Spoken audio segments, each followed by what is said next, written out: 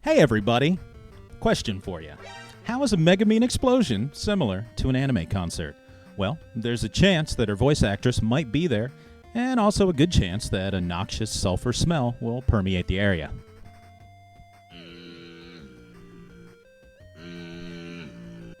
That joke stinks! And this is some neat news for the week of March 6, 2023. That's right, 1 year later.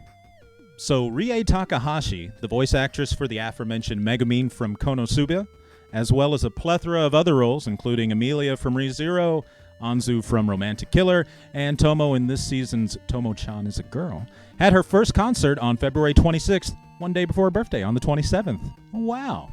Well, oh Bon Jovi, oh Metal Toad. And as exciting as that news is, the story that really made the headlines is the helpful guide she tweeted out the day before, featuring hand-drawn tips before the show, including one telling people they need to wash up so you won't disturb other concert goers. Other tips she had were for people to cut their fingernails to lower their attack power, don't forget your wallet, and bring earplugs if you're worried about noise, and make sure you don't drink too much the night before the show. You know, a little pre-game in the parking lot before the Takahashi concert. Let's go, boys! Many people in the replies to the tweet were actually thanking her for advice, and as well, some expressing their disbelief that when someone at the anime concert says they're about to open up this pit, you might want to ask them which one they mean. And I've been to more than one anime and convention concert and rave, and yes, things can get a little funky. So everybody, if you're not going to listen to my advice, listen to the anime girl. Take a shower. Get some deodorant. It's not hard. It's not expensive. And yes, take earplugs to every con and concert. You'll thank me 5 years from now because you're going to be fucked. Last week, the annual Crunchyroll Anime Award winners were announced in Tokyo, with Cyberpunk Edge Runners surprising many in the audience with the win for Anime of the Year. The actually fantastic Studio Trigger produced and Netflix distributed series beat out other heavy hitters like Attack on Titan, Licorice Recoil, and my personal favorite, Ranking of Kings. Look, I'm a fan. I got a fan.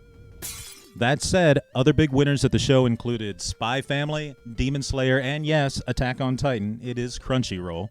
And hey, maybe Attack on Titan will see all the awards they're winning and decide to announce their wait.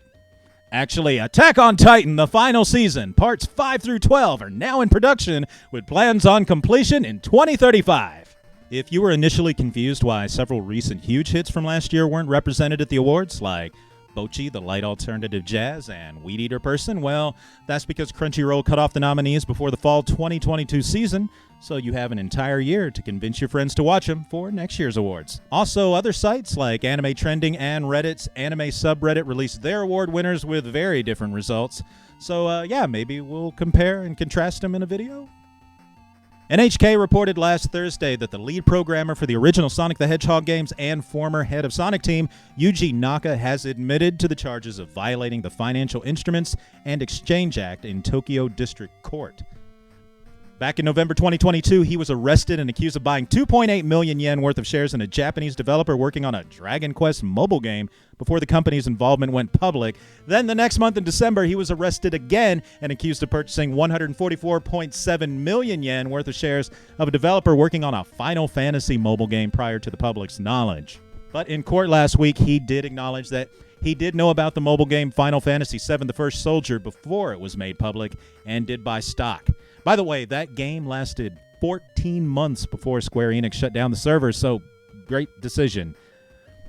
It's been a rough time for Naka recently, as he worked on the not-so-great Balan Wonderworld at Square Enix shortly before being let go by them and then turning around and suing them for booting him off the game before it was finished and ready.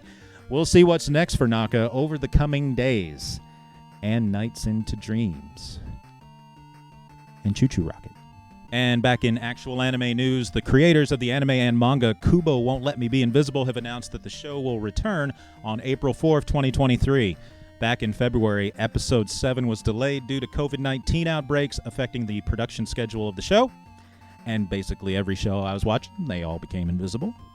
But it's coming back in April, and in Japan, they've already started rebroadcasting the show from Episode 1. The timing of the delay and comeback actually isn't too bad, as the manga itself entered its final storyline last month, with the main story ending just last week.